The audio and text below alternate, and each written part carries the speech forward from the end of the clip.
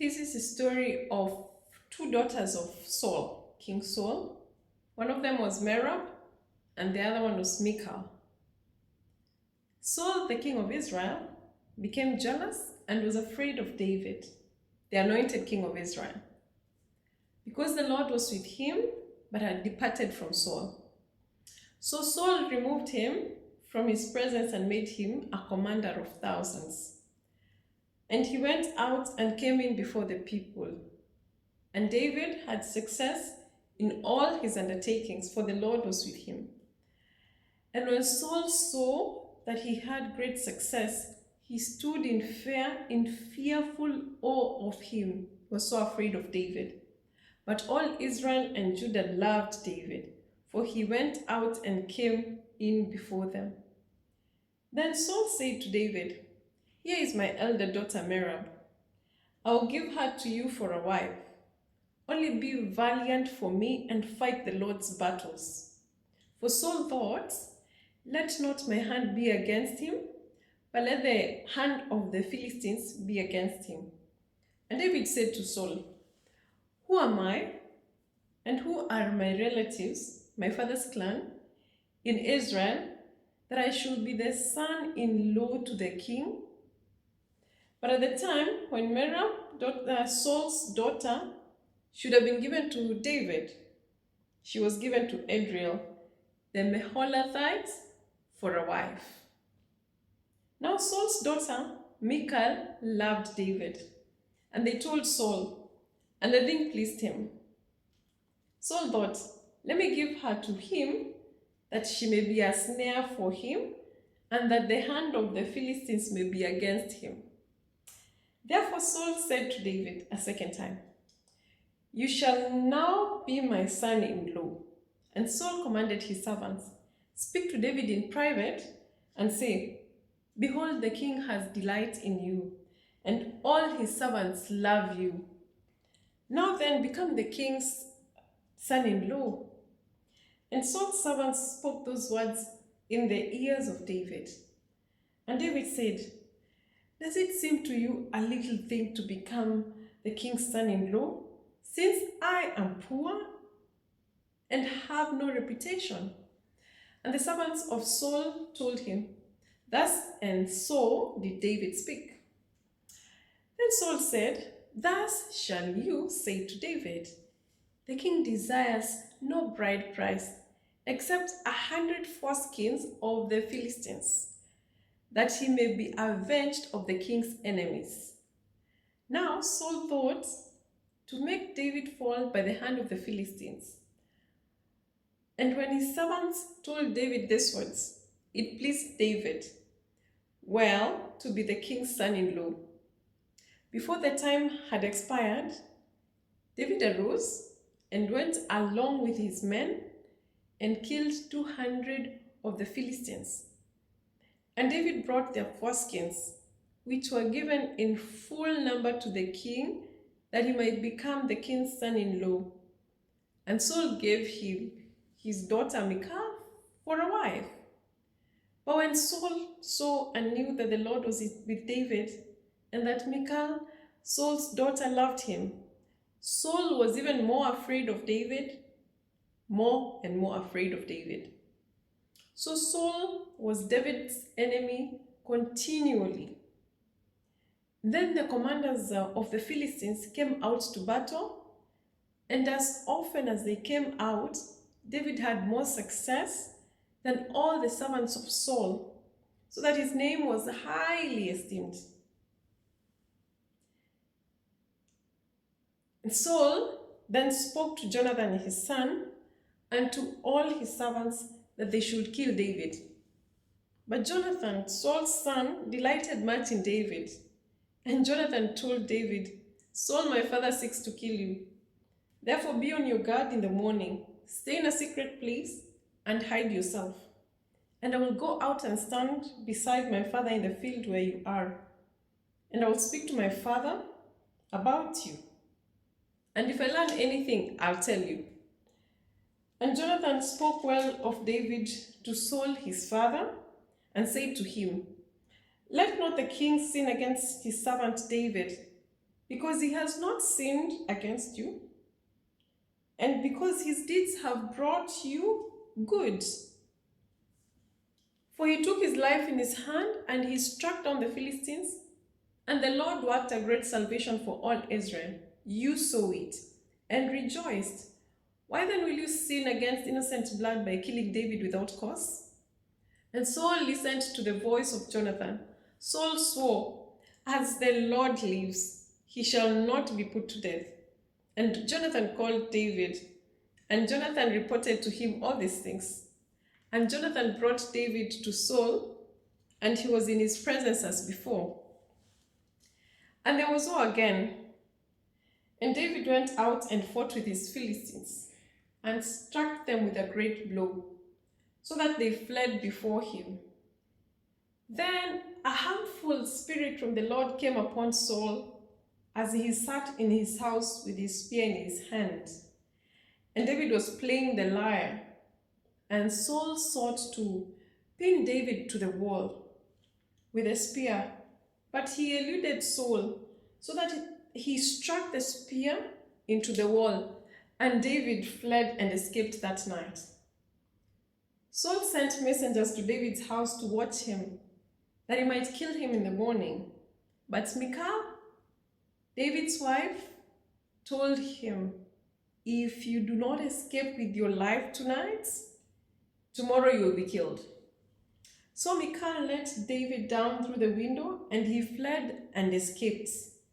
Michal took an image and laid it on the bed, and put a pillow of goat's hair at its head, and covered it with clothes. And when Saul sent messengers to take David, she said, he is sick. Then Saul sent the messengers to see David, saying, bring him up in the bed, that I may kill him. And when the messengers came in, behold, the image was in the bed, with a pillow of goat's hair at its head. Saul said to Michal, why have you deceived me thus, and let my enemy go, so that he has escaped? And Michal answered, Saul, he said to me, let me go, why should I kill you? Later, Saul gave Michal his daughter, David's wife, to Palti, the son of Laish, who was of Galim.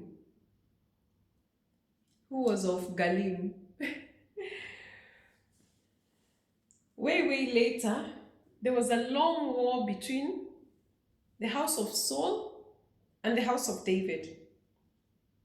And David grew stronger and stronger, while the house of Saul became weaker and weaker. While there was war between the house of Saul and the house of David, there was this man called Abner who was making himself strong in the house of Saul. Now Saul had a concubine whose name was Rizpah, the daughter of Aiah, and Ishbosheth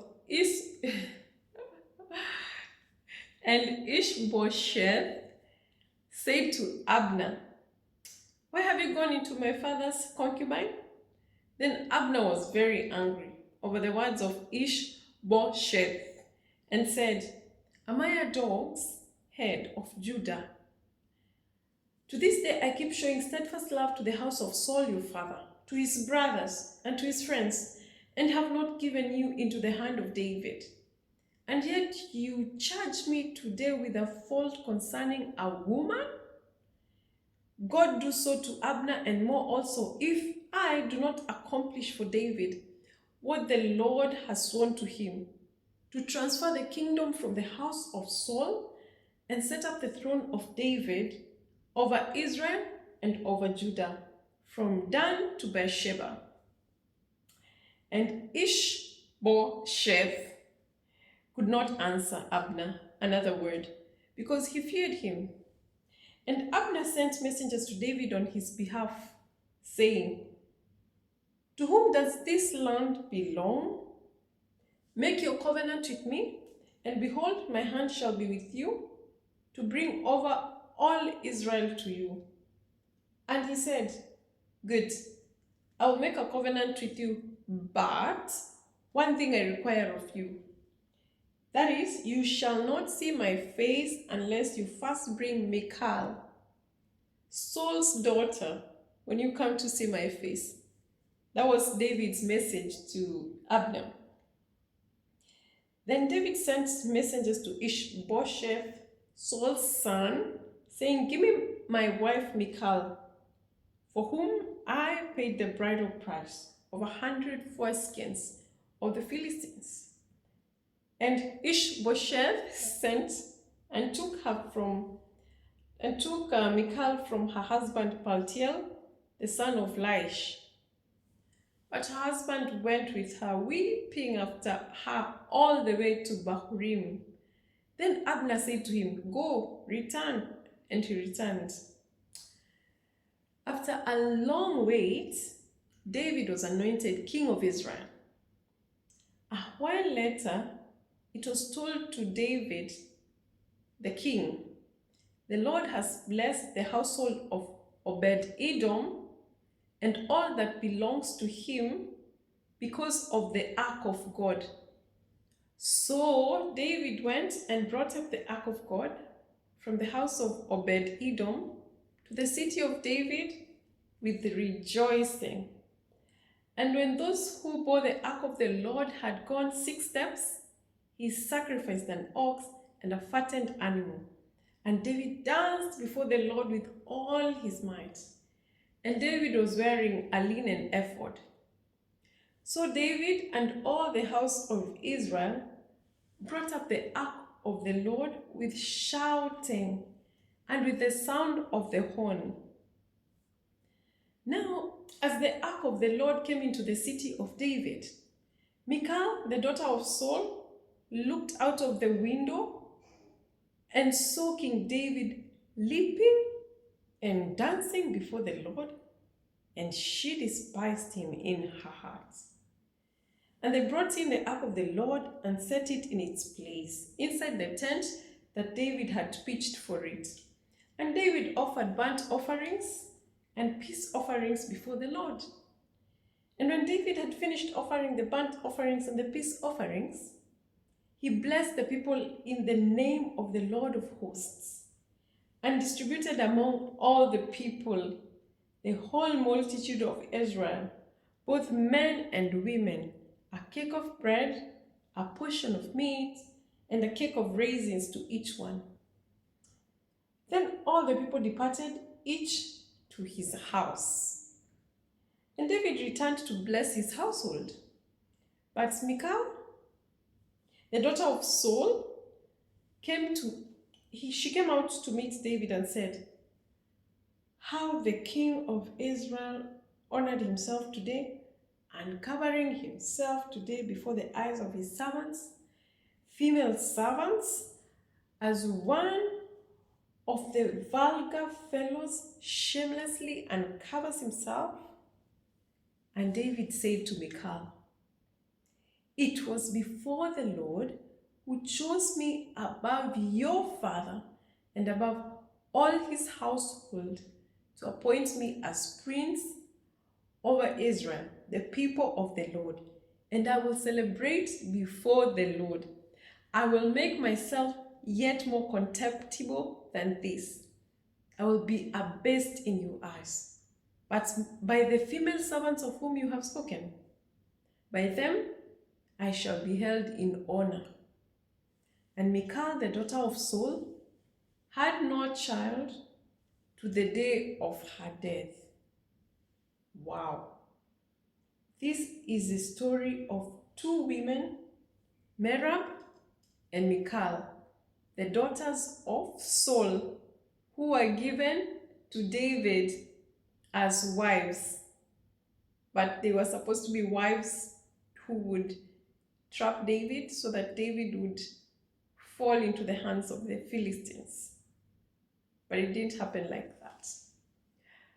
Wow. You continue to see the stories of women through the lens of God. I hope so far you are listening in, learning, and getting your lessons, especially if you're a woman, a girl, a daughter, a wife, a sister, a friend, um, a mother, an in-law, a mother-in-law, a daughter-in-law. If you're listening to every story, I really pray that one of those stories is God's voice to you in whatever season you're in, or whatever, whatever phase, whatever situation that you're in. I hope you can be able to look through the lens of God and not through your lens, because our lenses, we don't see the full picture. We just see a glimpse of what our lives are all about. But God has the full picture. So, all the ladies out there, all the girls, continue looking and seeing through the lens of God. God bless you so much. Until the next one.